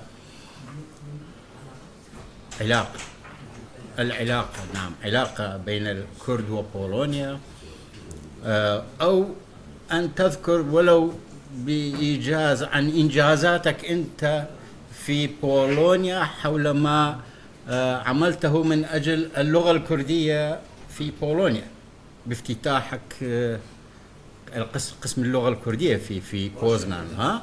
ورشة الدراسات الكردية. نعم. ثم المؤتمرات والكونفرنسات التي أقمتموها في بولونيا حول الدراسات الكردية والتي شاركنا فيها نوعا ما، ولكن لتواضعه لم يذكر كل ذلك. وبالنسبة لي كانت المحاضرة ممتعة لأني عايش جزء من هالمعاناة التي ذكرتها، لأن احنا كنا في الاتحاد السوفيتي ونمر ببولونيا عندما نسافر، فبسبب رخص بولونيا عند الأزمة كنا نفضل أن نمضي يوم يومين في وارشو أو في بوزنان. كنت في بوزنان نعم. فشفت عايشت جزء من معاناتهم، وكنا نحصل على المواد السوفيتية النادرة في بولونيا، الكتب خاصة الكتب النادرة كانوا يدزوها لبولونيا. بروسيا ماكو، بس هناك تلقيها ورخيص كلش. فلهذا فاستمتعت قليلا أكثر بهذه المحاضرة، وشكرا. شكرا بروفيسور رجاء المنصة 14. شكرا جزيلا. طبعا أنا كان المفترض إعادة أو تنشيط الذاكرة أو إعلام الحاضرين بنبذة تاريخية عن العلاقات الكردية البولونية. إضافة إلى ذلك وأي تأييد كامل كلام الدكتور شيرزاد حول مسألة مستوى الثقافة السياسية في البلد وتأثيره على حسم الحوارات بطريقة إيجابية في التحول الديمقراطي، وكذلك أؤيد نوعا ما كلام كاك رستم حول طبيعة الدولة.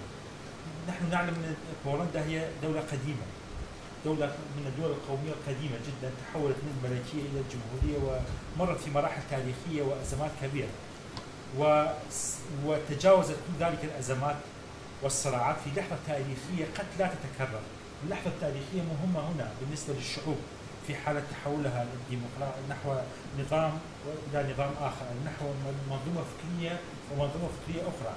فبولندا في مرحلة تحولها كان السوفيت يحتضرون، كان الغرب في حالة من الإشكاليات الكبيرة، الألمان كانوا في مرحلة تحول خطرة بالنسبة لهم بين الشرقيين والغربيين، فكان الغرب والشرق نوعا ما مشغولين أو منشغلين عن بولندا، فسمح لبولندا أو البولنديين وبحكم ثقافتهم السياسية العالية وبحكم قدم ورسوخ مؤسسات الدولة لديهم بأن يتمكنوا أن يتجاوزوا هذه المرحلة التاريخية بنجاح. لكن هذه التجربة قد لا تتكرر في مناطق أخرى من العالم لعدم توفر اللحظة التاريخية، بالإضافة إلى وجود طبيعة المشاكل مختلفة جدا، خاصة في العراق. العراق دولة غير طبيعية متشكلة بشكل غير طبيعي، ليس لديها رسوخ وليس لديها إمكانيات بقاء طبيعي، مرتبطة ارتباط كامل بأجندات خارجية في ناحية بقائها واستمرارها وما إلى ذلك من إشكالات كبيرة. قد يمكن نحن ككرد أو ككردستان في حالة نجاح عملية استقلالها أن تسعى بأن تحاول أن تستفيد من التجربة البولندية في تحولها نحو أنظمة أكثر تقدما اجتماعيا واقتصاديا وثقافيا، وإنقاذ نفسها من براثن التأثيرات الخارجية. وشكرا. شكرا أستاذ عبد الرحمن. كارتونا صح؟ والله من بكون دخسا كم دولة بدنا كم هي وادار معوش ما دام كردي فيلية باي أو ده بشكل ما كردي تيجا.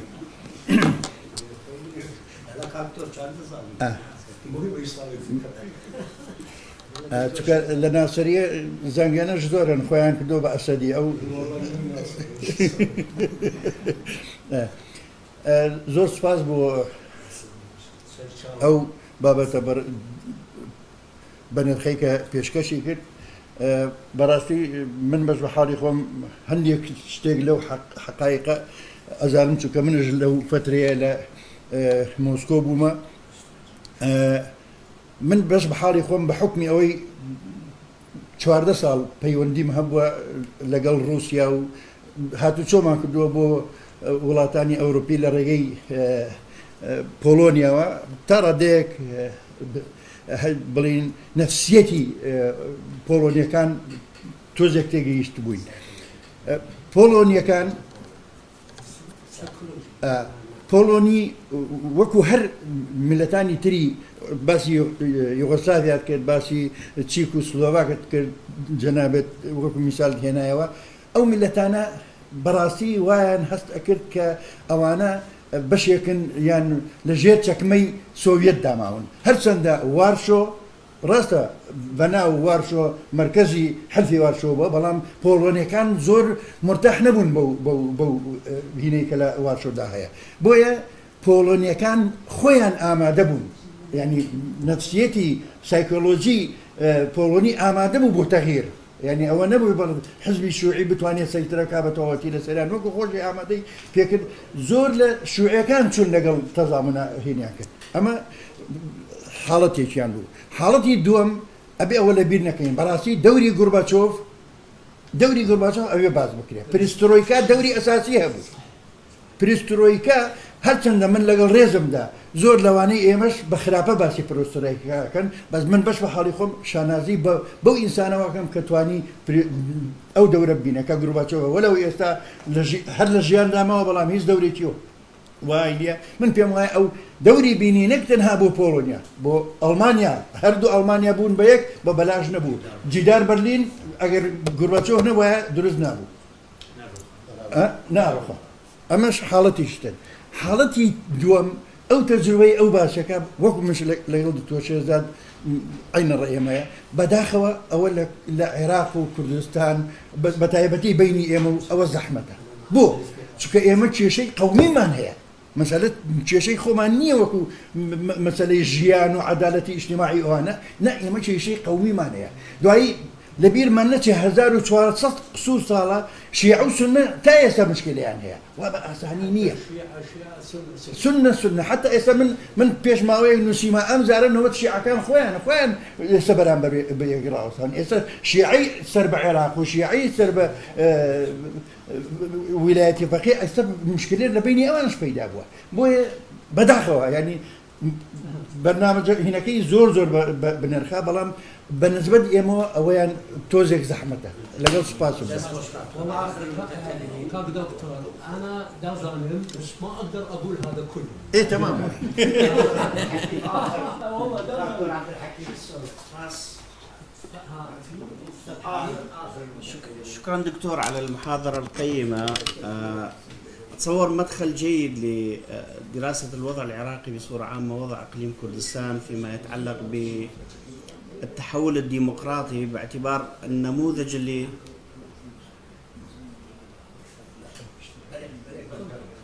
باعتبار النموذج اللي طرحته فيما يتعلق بالتحول الديمقراطي والاتفاق والمصالحة في مرحلة حساسة جدا نحو وضع قواعد اللعبة الديمقراطية. هذه فكرة مهمة جدا في كل مرحلة. احنا في العراق وضعنا قواعد اللعبة، أسسنا دستور أيضا ولكن ما قمنا بتطبيقه. الآن في إقليم كردستان وضعنا قواعد اللعبة واللعبة الديمقراطية طبعا، لكن القبول والرضا وعدم الالتزام بهذه القواعد من أهم إشكاليات الانتقال الديمقراطية. وأتصور في بولندا أو بولونيا كان هناك نجاح، وفي أوروبا الشرقية، وهذا النجاح مهم جدا لتحديد أسس وآليات التوافق حول صيغة للنظام السياسي المستقبلي. لكن خلينا ننسى أنه احنا أيضا مجتمعات ما بعد الحرب، والانتقال الديمقراطي في مجتمعات ما بعد الحرب يختلف جدا عن المجتمعات الأخرى. الآفة الأخرى اللي من الممكن نستفاد من تجربة الدول أوروبا الشرقية هي مسألة أداء النظام الديمقراطي الجديد، لأنه في أوروبا الشرقية كان عندنا تدني في مستويات الثقة من عام 1990 و91 إلى عام 2000، بحيث مستويات الثقة بالسلطة الديمقراطية الجديدة كانت متدنية جدا بسبب سياسة التجربة والخطأ التي استخدمت في أوروبا الشرقية. تجربة سياسة عامة واكتشاف الخطأ ومن ثم تجربة سياسة أخرى، وهذه تجربة تعاني منها كل الديمقراطيات الناشئة. أنا على سبيل المثال أذكر لجنابك أنه في عام 2000 استطلاع للرأي في أوروبا الشرقية بصورة عامة، في بولندا 42% من المواطنين يعتبرون أن النظام السياسي في بولندا نظام فاسد. نظام فاسد حاليا؟ لا، في عام 2000. في عام 2000 و28% يعتبرون النظام نظام بيروقراطي، لكن فقط 6% يعتبروه كفؤ، و7% يعتبروه نظام عادل، و7% فقط يعتبروا أنه النظام الجديد هو حساس للمطالب الجماهيرية. فشنو طبيعة التغيير اللي صار من النظام الديكتاتوري إلى النظام الديمقراطي؟ وهذا طبعا يسبب ربما رد فعل عكسي نحو الحنين إلى الديكتاتورية. شكرا جزيلا. شكرا جزيلا لكافة المداخلات التي تتسم بالعلمية والموضوع وحوار نخبة حول موضوع مهم. أترك المجال للبروفيسور دكتور عدنان لمدة 5 إلى 8 دقائق. 10 صار 10 مرة يعني ما تجيش. أنا بالحقيقة أشكر الذين يعني زملائي الأساتذة الذين طرحوا آراءهم. أنا قلت في البداية وأشكرهم على هذه المعلومات أيضا، وهذه التعليقات والتحليلات أيضا والأسئلة. أنا بالحقيقة لست متخصصا في العلوم السياسية. أنا سياسي مخابرات. في فرق بين سياسي ومتخصص في العلوم السياسية. سجل سياسي، يعني سياسي، تعبير سياسي.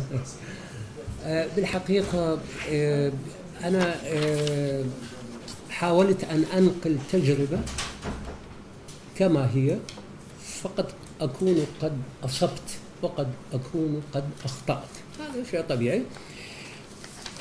ولكن أنا لا أعقد المقارنات، يعني لم أعقد مقارنة. أتمنى لو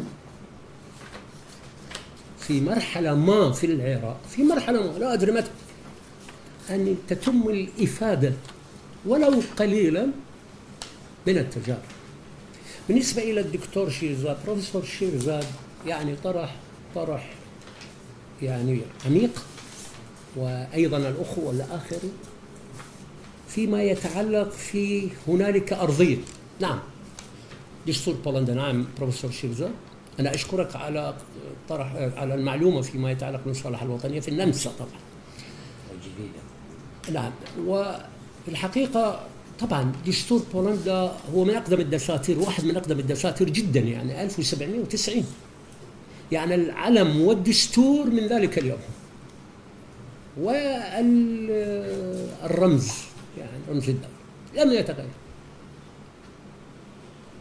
فأكيد هنالك أرضية حقيقة وفرت لها. أنا في كتابي هذا في البيبليوغرافيا، أنا دكتور رشاد أنا أحس بالحرج عندما أتكلم عن المؤتمرات، ولكن أنا قلت أن تجزئة بولندا تشبه أيضا عندنا تجربة كردستان بشكل وبآخر يعني.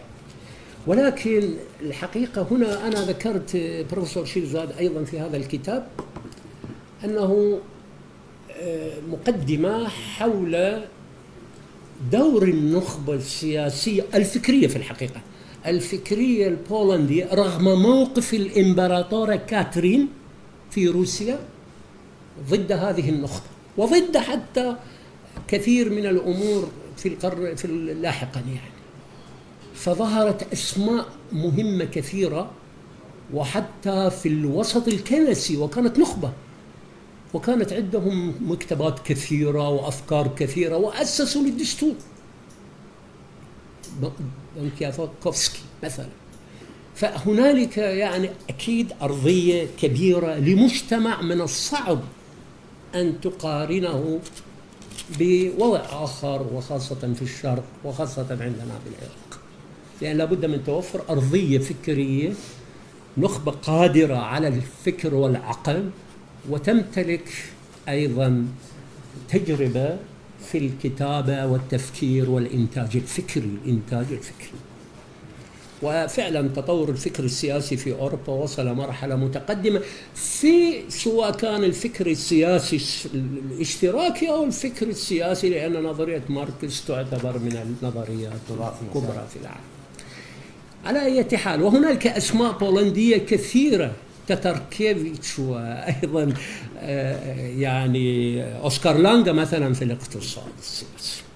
يعني في أسماء مهمة جدا ظهرت بما فيها بولندا. فأنا أشكرك جدا، من الصعب هذا، ولكن هي تمنيات للإفادة، ولو الخروج من هذا المأزق الثأري وحالة الانتقام بحيث تغلب السلطة على الدولة. وأنا لست متخصص بالعلوم السياسية، ولكن أن الدولة على ما أعتقد لا تبنى هكذا يعني بالعراق بهذا الشكل. يعني يبدو أن السلطة تكبر على حساب الدولة. النقطة الأخرى، أنا أشكرك مرة أخرى الأستاذ مراد. صحيح الأستاذ مراد؟ نعم. والله شوف عزيزي، أكيد بولندا ليست دولة نائية بعيدة عن التأثير الإقليمي. أنا ذكرت هنالك التأثير الغربي، وأشرت بطرف لأمريكا طبعا، سواء من جانب العقوبات أو من الصراع القائم بين الشرق والغرب. وذكرت أيضا بشكل سريع ربما تأثيرات غورباتشوف بيرسترويكا يعني في أوروبا الشرقية بشكل عام، ولكن بشكل سريع يعني بكلام عابر. نعم. وأيضا ذكرت نقطة سريعة، قلت أن بولندا تحولت إلى جسر بين الشرق والغرب في المباحثات، لأنها كانت تعتبر رغم أنها دولة شيوعية ولكن تتصف بالليبرالية إلى حد ما. الليبرالية ليس بمفهومها الفكري، وإنما الانفتاح قياسا ببلغاريا أو ألمانيا الشرقية. ولذلك حتى على أيام جيرك اللي هو كان سكرتير الحزب الشيوعي، كانت بولندا تعتبر من الدول الصناعية الكبرى أولا، وثانيا أيضا كانت تعتبر جسر للمباحثات. قبل هلسنكي كانت من الثمانينات، لكن قبل ذلك كانت جسر بين الشرق والغرب. نعم هناك العامل الخارجي. وأيضا ذكرت قلت أن انتخاب البابا كان أيضا عاملا آخر أثر. يعني الفاتيكان وإن كان بعيدا، ولا ننسى بأن البابا هو رجل مثقف ومسرحي، وأيضا رجل دين وزعيم الفاتيكان. ولذلك عند زيارته إلى بولندا، أنا كنت موجود في بولندا عندما جاء، الشعب البولندي كله خرج. يعني كثير من الناس يعني لا تصدق كم. يعني هناك تأثير، هناك تقاليد كنسية في بولندا، لأن المعارضة استفادت من الكنائس كأماكن ليس للعبادة فقط، وإنما هي أماكن للاجتماعات واللقاءات. وأقول لك يا بصراحة، أنا كنت ساكن في كراكوف، كنت أعمل في جامعة ياجيلونسكي في كراكوف ل8 سنوات ونصف. الحقيقة قبل أن آتي إلى بوزنان كان جيراني هم من المعارضة. كان بعض الكتب سولجينيستين وأسماء أخرى معروفة روس مهاجرين في أمريكا تصل إلهم. نعم هي تصل إلهم يعني نستطيع أن نقرأ بعض الكتب، بعض أدبياتهم أيضا كانت تحت الهواء، ولكن هنالك ملاحقات كانت بالنسبة له. وعندما أصبح التغيير هم قادوا محافظة كراكوف، وبعضهم معارف يعني. على أي حال، بالنسبة أشكرك أنا أستاذ مراد، شكرا جزيلا. أكيد أنا العامل الخارجي مؤثر جدا، وهذا صراع بين الشرق والغرب. وأنا دائما كان عندي وجهة، والله أنا سافرت وكل أفكاري اشتراكية وكذا إلى آخره والله. وعندما وصلت إلى هناك ولاحظ هي ليست قضية مظاهرات يا أخي، هي قضية الناس عندها موقف. شلون يعني بهذا المعنى يقولون يعني في قواعد سوفيتية، هم لا يقول لك أنا شو يعني هاي الأشقاء والكذا إلى آخره، ويقف هذه دبابات أجنبية. هو يعتقد أن الاقتصاد يعني يعاني الخراب بسبب عدم العدالة في قضية توزيع المنتجات لدول أوروبا الشرقية، التي يقول البولنديون بأن كثير من المنتجات البولندية تذهب لألمانيا الشرقية بأن في منافسة مع ألمانيا الغربية إلى آخره. وكان أنا شخصيا أتذكر، الآن يختلف كثيرا. أنا أتذكر شخصيا إذا كان عندي أترجم $10 أيام زمان إذا أترجم $10 أذهب مع أصدقائي نأكل أحسن الأكل، مطاعم وكذا إلى آخره. فكنا نعيش إسوة بأصدقائنا هناك، يعني راتبنا هو الراتب كما هو من الجامعة إلى آخره. فهذه مصاعب كبيرة، سيما أنه قليل كان السفر من بولندا إلى الغرب بهذا المعنى. فلذلك هنالك يعني عامل خارجي أنا لا أنكره، ولكن أنا دائما أقول أن العامل الداخلي هو العامل الحاكم والمؤسس لهذه التغييرات بالدرجة الأولى. يعني لو كان لو كانت هناك ديمقراطية، لو كان هنالك اقتصاد منفتح قليلا إلى آخره، لو كان فتح سفر للخارج، يعني قليلا يتم النظر للأمر ربما من زوايا أكثر مرونة مما عليه كانت الأمور في الثمانينات وقبلها. شلون أخلص؟ الأستاذ رستم، الراديكالية والمعارضة وربيع دمشق، أنا بالحقيقة أنا قلت يعني أنا أعرف أقرأ عن التجربة التونسية التوافقية. وبالمناسبة أستاذ رستم البارحة رئيس الجمهورية، وجيد وجهة نظري أنا جيد أن دعا إلى قانون لمساواة الرجل بالمرأة في الإرث، لكن وضع له قليلا من التفسيرات لاحقا، ومن يريد غير ذلك فليفعل. يعني الحقيقة لا أدري إذا كانت التوجهات، بولندا حقيقة مرت بمراحل تاريخية طويلة، وكانت دولة بولندا كبيرة جدا قبل التجزئة.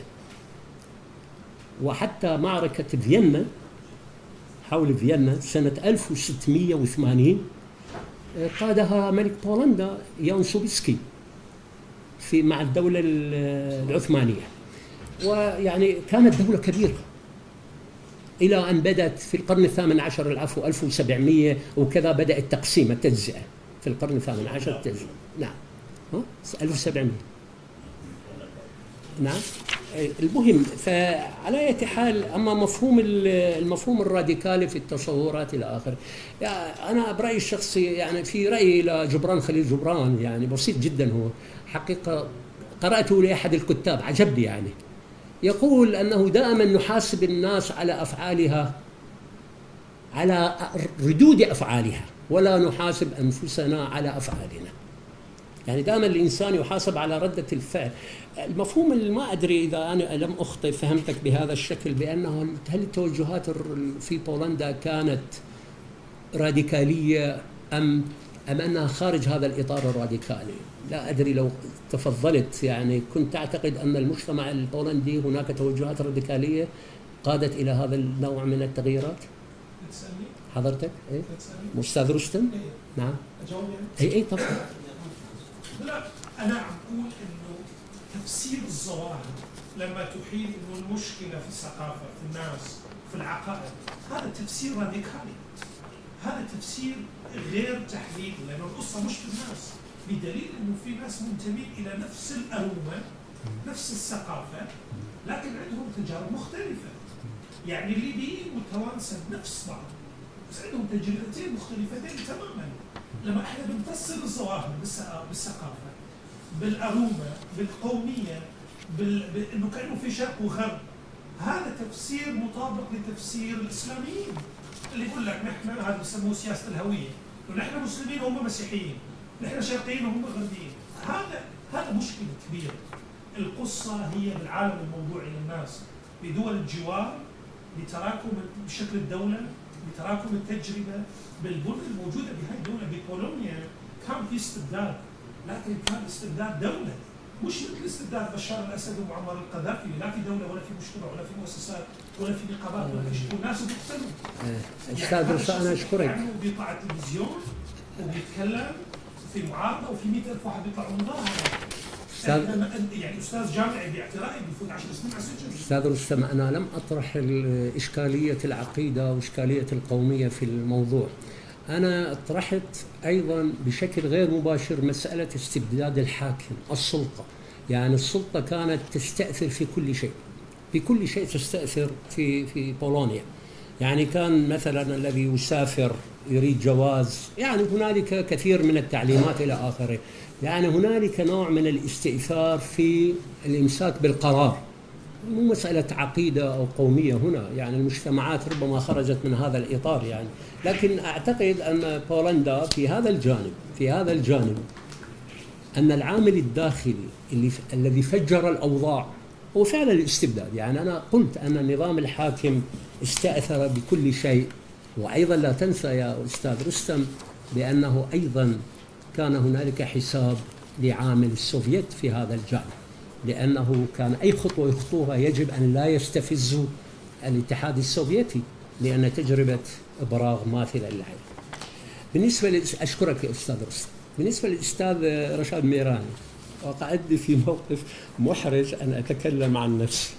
عزيزي، أنا يعني ماذا يعني فضلت أن أتكلم عن التجربة. أما عن العلاقات البولندية الكردية في الحقيقة، وهو ربما أنا أشكرك وآسف مررت مرور الكرام ولكوني ركزت على التجربة. في الحقيقة أنا في هذا الكتاب، هذا هو أنا إن شاء الله يعني الكتاب العلاقات البولندية الكردية منذ القرن التاسع عشر وحتى 2016. يعني هذه المقدمة. يعني حتى الرحلات والورشة التي أسسناها إن شاء الله الورشة التي أسسناها ب 2007 للدراسات الكردية كانت هذه ثمرة. أنا أصدرت هذا الكتاب في الحقيقة بعد سنوات من العمل عليه. أصدرته من الأكاديمية الكردية يعني في أربيل. نعم. فإن شاء الله بعض الكتب أن يستسمحوني المعهد أعطيت كتاب يعني اللهم واحد من الكتب يستسمحون أعطيك كتاب في أي وقت تريد أتصل بك وأعطيك. أنا أشكرك طبعا. أما المؤتمرات وغيرها فأنا بالحقيقة يعني هنا هذا مؤتمر في سنة 2008 أقمنا مؤتمر كبير للدراسات الكردية أنا وزميلي البروفيسور بادو شوبيتس، وأصدرنا الحقيقة هذا الكتاب هو تحرير يعني إعداد مني ومنه للبحوث. لا، هذا كراكوف أنا حضرت للمهرجان وقدمت موضوع، ولكن هذا لا بوزنان في مدينة بوزنان، وقدمنا لهذا الكتاب وهو حقيقة في صدر 2009. وهذا وأيضا يوجد كتاب لا توجد عندي إلا نسخة واحدة منه وفي البيت، وهو كتاب نحن في الحقيقة أردنا أن ننظم المؤتمر في 2003 قبل التغيير، وعملنا تنظيم إليه، ولكن نظمناه بعد التغيير بشهرين أو ثلاثة يعني، أيضا عن الكرد وكردستان، قضايا الكرد وكردستان. وصدر ذاك الكتاب في الحقيقة تحت يعني بإعدادي وتحت إشرافي، وهو كتاب بحوث. نعم، كتاب بحوث. وهذا كتاب عن العراق، وهو بالحقيقة في سنة 2005 أقمنا مؤتمر. أنا كنت رئيس القسم دراسات العربية والإسلامية وورشة دراسات الكردية لاحقا 2007. فصدرنا كتاب بالعراق الجديد وآفاق بناء الدولة الديمقراطية الفيدرالية وقتئذ، وتوجد موضوعات كردية كثيرة. هو أنت يمكن أنت موجود. نعم، أنت أتيت وقتئذ. نعم أنت كنت موجود. نعم، دكتور شيرزاد أيضا كان موجود. نعم، ومجموعة من الأساتذة. بالنسبة أنا لك تعفيني أتكلم كثيرا عن نفسي يعني، فقط هذا ما يتعلق بالعلاقات. لا العفو. أما أشكرك أني أستاذ رشاد على المعلومة، على هاي الملاحظة يعني الحقيقة. بالنسبة للأستاذ عبد الرحمن العلاقات البولندية الكردية وطبيعة الدولة البولندية وتاريخ هذه الدولة، أنا قلت في الحقيقة لأنه وهو طبعا تعقيب حضرتك أستاذ عبد الرحمن. نعم هو تعقيب، وأنت أيدت الدكتور بروفيسور شيلزاد في الموضوع وآخرين. الحقيقة هو هذا الحقيقة أن هنالك خلفية تاريخية وهنالك قاعدة فكرية. وأيضا أنا هنا في نقطة صغيرة أريد أقولها، هم لم يهدموا الدولة، لم يهدموا الدولة. قد يكون لاحقا أعادوا يعني بعض هيكلة بعض المؤسسات في الدولة، حولوها من نظام الحزب الواحد إلى نظام تعددي إلى آخره، ومضت الأمور بهذا الشكل. والآن هنالك حكومة أخرى يمثلها طبعا اليمين، يعني اللي هو القانون والعدالة، برافو اسبرافدليفوش، رئيس الجمهورية منهم، وأيضا المجلس، وهنالك أيضا بعض عدم الرضا من المجتمع البولندي من هذه الحكومة، فهنالك حتى بعض المظاهرات الأخرى. بالنسبة إلى، أنا أشكرك عزيزي، هو فعلا هكذا الأمور، هنالك بس أنا والله يعني ما قارنت بين الوضع، تمنيات يعني. بالنسبة لطبيعة المشاكل، هل باستطاعة كردستان أو إقليم كردستان على الأقل فيدرالي الاستفادة من التجربة؟ والله كل تجربة فيها من العناصر التي يمكن الإفادة منها لو توفرت في ذلك الرغبة والإرادة وأيضا الظروف. لا توجد تجربة خالية، صحيح المقارنات صعبة، ولكن يعني قصدي هناك مجتمع وأوضاع ودستور قديم وإلى آخره، على الأقل يمكن أن تكون خطوة باتجاه، لأن هنالك أيضا كانت مصالحة وطنية في 92 إن لم أخطئ، صحيح؟ طبيعة المشاكل تختلف من هنا إلى هنا، هي مشاكل يا أخي، مشكلات، هي المشكلة مشكلة، قد تكون معقدة هنا وغير معقدة هناك، أو قد تكون هنا قابلة للتفسير والتغيير وهنا غير قابل. للأسف الإرادة يا عزيزي، إنه أنا لا أعرف مرات، يعني مثلا إذا يخرج وزير من الوزراء مثلا في العراق في مكان ما ويقول مثلا أنه يشعر بالرضا والسعادة أن تم تنفيذ الإعدام ب200 أو 100. طبعا الإرهاب مرفوض، والإرهاب يجب محاربته ويجب إلى آخره وتجفيف منابع، ولكن الوزير يعني هو وزير، يعني هو عدل داد مو عدل. طبعا هذا يحاسب لأنه إرهاب هذا، ولكن صيغة الطرح بأنه نحن قمنا بالكذا وقمنا، يعني ما هم الطرف الآخر، يعني هذا يعني بشكل أو بآخر يمكن للوزير أن يطرحها بشكل آخر، أو للمتصدي للعمل السياسي بشكل آخر، يحارب الإرهاب، يحاسب الإرهابيين، يقاضي الإرهابيين بالمحاكم وكذا إلى آخره. على أي حال دكتور ناصح، وقبل الدكتور عبد الحكيم عزيزي الدكتور، قبل الدكتور عبد الحكيم دكتور ناصح، دكتور عبد الحكيم في النهاية. لا والله أنا شوف دكتور عبد الحكيم آخر واحد، والله ماذا أفعل يا أخي. دكتور ناصح، زور سباس سيرشاوم والله شوف، هو أنا حاليا أكتب في موضوع اسمه سيكولوجية الثقافة وسوسيولوجيتها. الموضوع هي شيء عجبني. وهناك في علم النفس المعرفي بأن الشخصية هي يعني علم نفس الشخصية، الإنسان، الذات إلى آخره. أكيد أن للمجتمعات يعني سيكولوجية معينة، يعني هنالك مجتمعات عندها سيكولوجية سريعة العطب، سريعة الانفعال، سريعة الكذا، وهنالك سيكولوجيات تميل إلى التهدئة. هذا لا يعني هذا مجتمع أفضل، هذا مجتمع أسوأ، ولكن هكذا هي الأمور بهذا الشكل. ولذلك ظهرت كتابات عديدة في علم التحليل النفسي، منها كما قلت علم النفس المعرفي وعلم النفس الشخصية في هذا الجانب. فأكيد أنه وارشو، أكيد عزيزي وارشو كانت كما قلت جسر بين الشرق والغرب. هي كانت هكذا، يعني في السبعينات كانت هكذا عندما احتدت المواجهات، يعني المقصود السياسية بين الاتحاد السوفيتي والولايات المتحدة الأمريكية، كان يعول على، أو حتى بعض دول أوروبا يعول على بولندا أن تكون مكانا لبعض المباحثات أو على الأقل جسرا بينها. دور غورباتشوف آخر شيء يا أستاذ دكتور عبد الحكيم، سأصل لك آخر شيء دكتور ناصح.